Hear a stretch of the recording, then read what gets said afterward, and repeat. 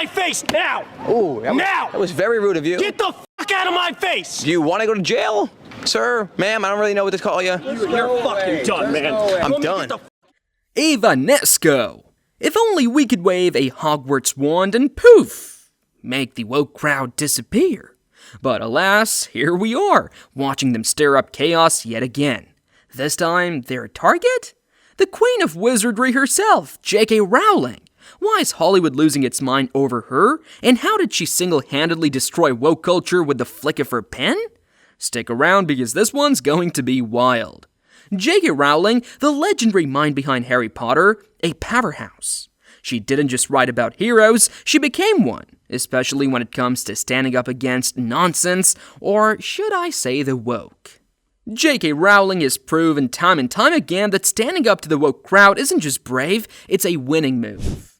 Case in point, her book sales. After her latest controversy, they skyrocketed, from 7 million to 1.9 billion. Are you kidding me? And honestly, we're here for it. Rowling created the Harry Potter phenomenon, and clearly, she's still casting spells on the world. Well, except for the woke folks, of course. Well, Harry Potter author J.K. Rowling and Ricky Gervais have proved that if you stand up to the woke, eventually you win.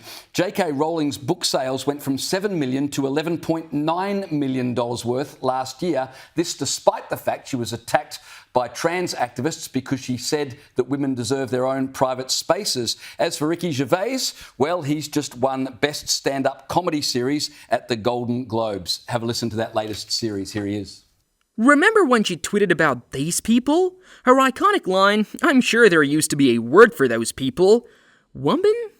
Wimpund? Woomud! Genius! She was calling out the identity crisis that seems to have taken over common sense. Apparently, the woke crowd believes men can menstruate and get pregnant. Wait, what? Are we still on Earth? Unsurprisingly, Rowling was labeled as transphobic, because apparently being normal and sensible is a crime now. How did J.K. Rowling even get caught up in all this? We all know how this whole woke wave has taken over social media, especially on X. Things went completely wild when Rowling decided to speak out, and it all started with Scotland's new hate crime laws. Yes, you heard that right. She got tangled up in a debate involving Scotland's First Minister, Humza Yousaf, and their hotly debated laws. These hate crime laws were created to protect trans people, which sounds good on paper, but Rowling, being Rowling, pointed out an uncomfortable truth. What about everyone else? More specifically, what about biological women? She argued that while trans people are getting legal protections, the rights of biological women are quietly slipping away. This is where it gets interesting and kind of messy. The laws protect trans people but seem to ignore the safety concerns of biological women. We are now at a point where we even have to say biological women. Rowling's argument was simple. These laws are important, but they come at the cost of sidelining the rights of women who now feel overlooked and unprotected. Of course, as soon as she voiced her opinion, X exploded. People instantly labeled her transphobic. But do you really think Rowling is transphobic? Or is she just pointing out the need for balance in a conversation that's gotten way out of control? If you've got these questions in your mind, well, she's got an answer for that as well. J.K. Rowling didn't hold back when she slammed Humza Yousaf for his obsession with wokeness. She basically called him out for trying way too hard to fit in with society's loudest voices, claiming it was dragging Scotland straight into chaos. And she wasn't wrong. First, it's J.K. Rowling against Scotland and the woke. This week, the best-selling Harry Potter author was dragged into the spotlight once again for speaking out about women's rights and calling out some of the dangers of Scotland's new hate speech laws. To recap, Scotland's new Hate Crime and Public Order Act makes it an offence to stir up hatred with threatening or abusive behaviour on the basis of characteristics including age, disability, religion, sexual orientation and transgender identity. She called these woke laws exactly what they are: dumb, ridiculous, and a total disaster. According to Rowling, these laws were designed to silence women, biological women, who dared to stand up for their rights. Think about it. What happens if, one day, every other man starts identifying as a woman? Rowling was just pointing out the obvious, but apparently, stating facts is controversial now.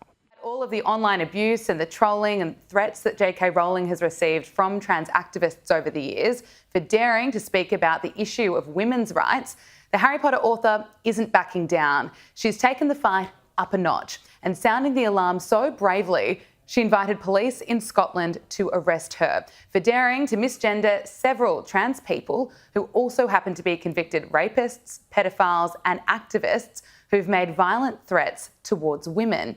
These laws also started shutting down anyone who tried to protect personal spaces for women. Speaking of became a no-go zone because protecting yourself and asking for fairness is offensive. Rowling wasn't about to let that slide though. She put it out there loud and clear that these laws were not helping, they were making things worse. And of course, the woke crowd didn't stop there. They did something that was way out of line. Not long after, J.K. Rowling found herself tangled up in a big legal mess. She was even dragged into the gender eligibility drama surrounding Algerian boxer Imane Khalif during the Paris Olympics 2024. Khalif was facing scrutiny over her eligibility, and rather than addressing her own issues, she jumped onto the J.K. Rowling hate again, publicly calling her out. Oh, and to make things even more chaotic, Elon Musk and Donald Trump's name got thrown into the mix somehow, as if it wasn't messy enough. Social media, especially X, went wild, with users claiming Rowling was running scared. Rumor had it she was deleting her tweets, dodging criticism, and backing down because she had finally been put in her place. The accusations flew, she was hiding, she was scared, she was done for. But if you think J.K. Rowling would back down, then oh boy, you don't know her at all. Seriously, this is one of the most successful writers of all time. You really think a few tweets and hashtags are going to make her hide?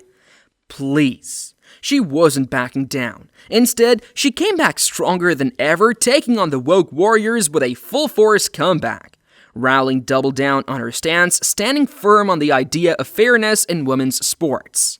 She didn't just speak in general terms either, she called out the absurdity of allowing biological men to compete against women in sports. At one point, she posted a bold tweet aiming directly at the situation in boxing. A young female boxer has just had everything she's worked and trained for snatched away because you allowed a male to get into the ring with her. You are a disgrace. Your safeguarding is a joke, and hashtag Paris24 will be forever tarnished by the brutal injustice done to Karini. Her words struck a nerve. Yes, times have changed, and people do too. But some principles shouldn't be up for grabs just because a vocal crowd wants it that way. Rowling wasn't about to let biological women's rights get trampled in the name of inclusivity. Amid the lawsuit frenzy and social media chaos, Rowling didn't hold back. She tweeted a fiery message that pretty much sealed her stance. I'll happily do 2 years if the alternative is compelled speech and forced denial of the reality and importance of assault. Bring on a court case, I say. It'll be more fun than I've ever had on a red carpet. Just when J.K. Rowling thought things couldn't get worse, she faced the ultimate betrayal. Hollywood. The same Hollywood she gifted with the masterpiece Harry Potter, the cornerstone of modern fantasy franchises, turned its back on her. Shocking, right? The very people whose careers she built, Daniel Radcliffe, Emma Watson, Eddie Redmayne, sided with the woke crowd. Now, J.K. Rowling has said she will never forgive Harry Potter stars Daniel Radcliffe and Emma Watson for the way they threw her under the bus to support radical trans activists, responding to a tweet that suggested Daniel Radcliffe and Emma Watson were safe from Rowling's wrath. Without her, would we even know their names? But no, instead of showing gratitude, they decided to throw shade. Why? To fit into social norms? To score some woke points? Either way, it's messed up. Daniel Radcliffe led the charge, boldly proclaiming, trans women are women. What?